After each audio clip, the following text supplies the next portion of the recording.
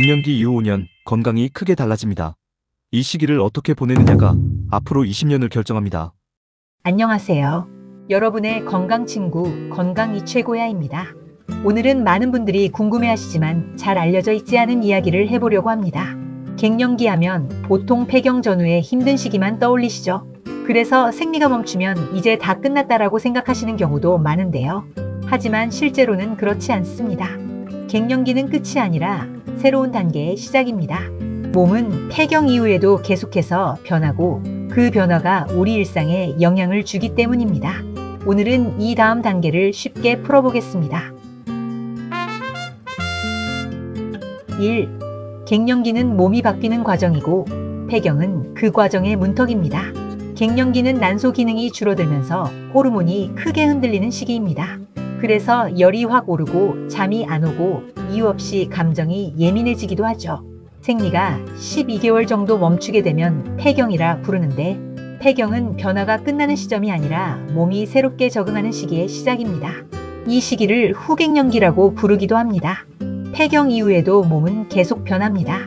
폐경이 지나면 여성 호르몬인 에스트로겐이 거의 만들어지지 않습니다. 이 호르몬은 생리뿐 아니라 뼈, 혈관, 피부, 뇌, 근육, 면역까지 우리 몸 곳곳을 지켜주는 역할을 했습니다. 그래서 이 호르몬이 줄어들면 몸은 다시 균형을 맞추려 하고 이 과정에서 여러 변화가 하나하나 나타나는 겁니다. 대부분의 여성은 폐경 이후 평균 30년 이상을 지내게 됩니다. 즉, 앞으로의 건강을 좌우하는 중요한 시기인 것이죠. 갱년기 이후에도 나타나는 변화에는 어떤 것들이 있을까요? 갑작스러운 홍조나 감정 기복은 줄어들지만 대신 천천히 꾸준히 진행되는 변화가 있습니다. 먼저 뼈가 약해지기 쉬워집니다. 여성 호르몬은 뼈를 단단하게 지켜주는 역할을 합니다. 폐경 이후에는 이 호르몬이 거의 없어지기 때문에 골밀도가 빠르게 떨어지고 골절 위험도 높아질 수 있습니다. 둘째, 복부 지방이 쉽게 붙습니다. 예전과 똑같이 먹어도 유독 배 쪽으로 살이 잘 붙게 됩니다.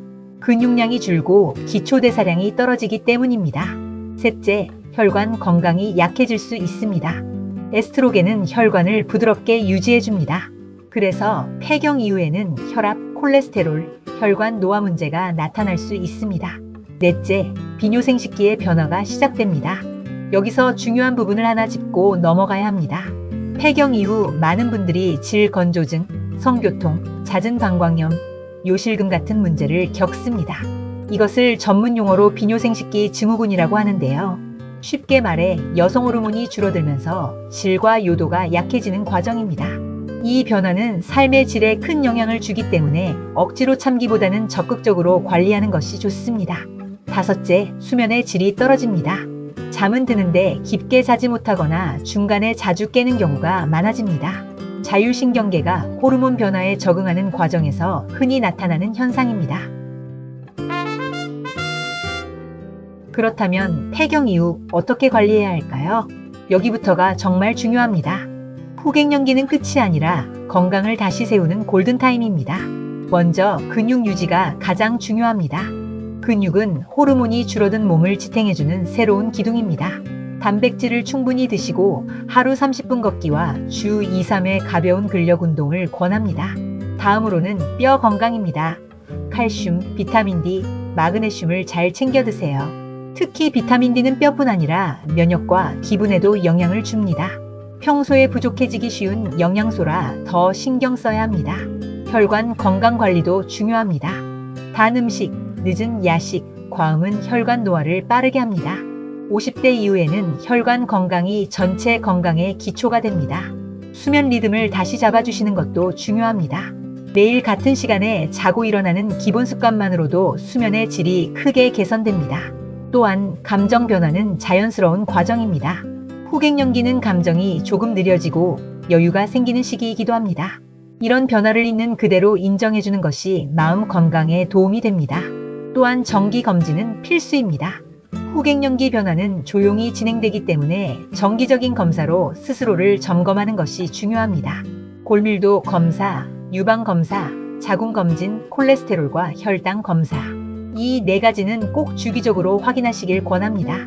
전문의와의 상담도 좋은 선택이 될 수 있습니다. 만약 열감, 불면, 건조증 등으로 일상생활이 불편하다면 산부인과 전문의와 상담해 호르몬 치료를 고려할 수 있습니다. 호르몬 치료는 효과도 크지만 개인별로 맞는지 검토가 필요한데요. 전문의와 충분히 상의하시길 추천드립니다. 갱년기는 끝이 아니라 새로운 시작입니다. 폐경은 몸이 변화를 끝내는 시점이 아니라 새로운 균형을 찾아가는 출발점입니다. 그리고 이 시기를 어떻게 관리하느냐에 따라 앞으로의 20년, 30년이 크게 달라집니다.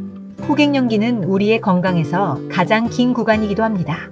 지금부터 차근차근 관리하면 훨씬 건강하고 편안한 시기가 될 수 있다는 사실을 꼭 기억하셨으면 좋겠습니다. 오늘 영상이 도움이 되셨다면 구독과 좋아요, 알림 설정 부탁드립니다. 지금까지 여러분의 건강 친구 건강이 최고야였습니다.